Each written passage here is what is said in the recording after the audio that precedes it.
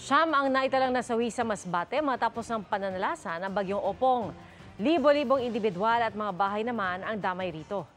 Nakatutok si JP Soriano.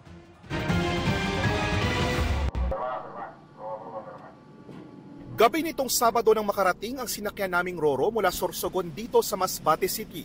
Walang kuryente dahil bagsak ang mga poste. 2 beses naglandfall sa probinsya ang bagyong Opong. Pagsikat ng araw kanina, 3 araw matapos manalasa ang bagyo, tumambad ang sitwasyon sa probinsya.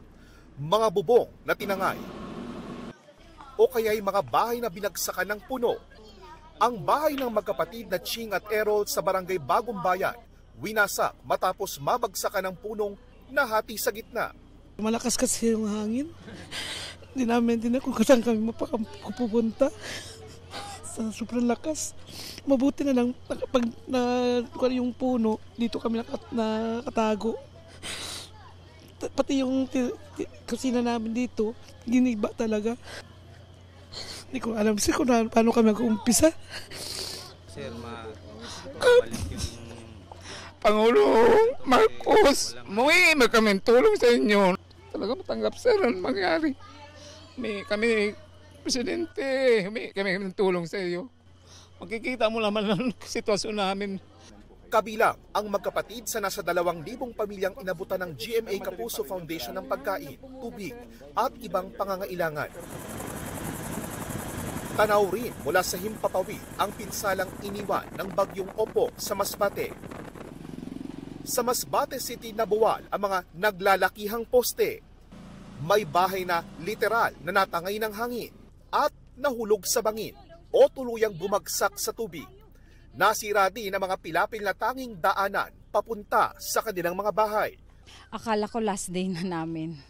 Nung super lakas ng hangin. Sa kalsada nananatili ang mga nawalan ng bahay. Sabi ng mga taga-Masbate, ito na marahil ang katumbas ng bagyong Yolanda sa kanila.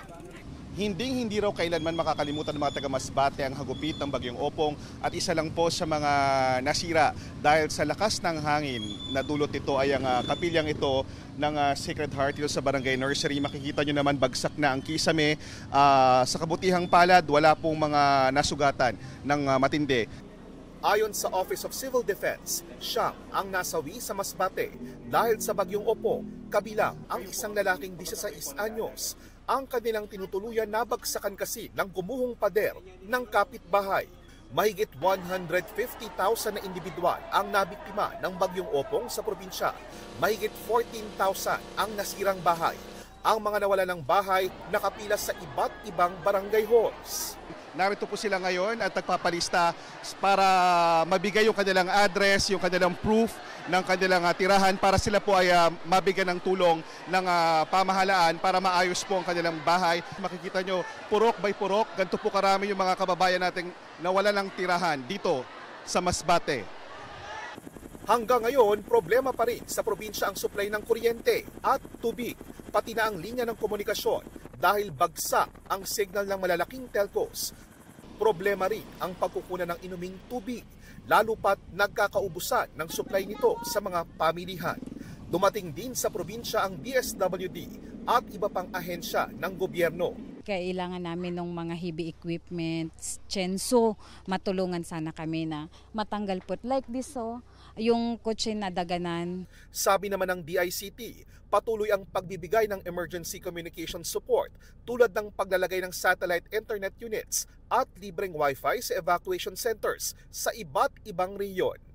Mula rito sa Masbate at para sa GMA Integrated News, ako po si JP Soriano, nakatutok 24 oras.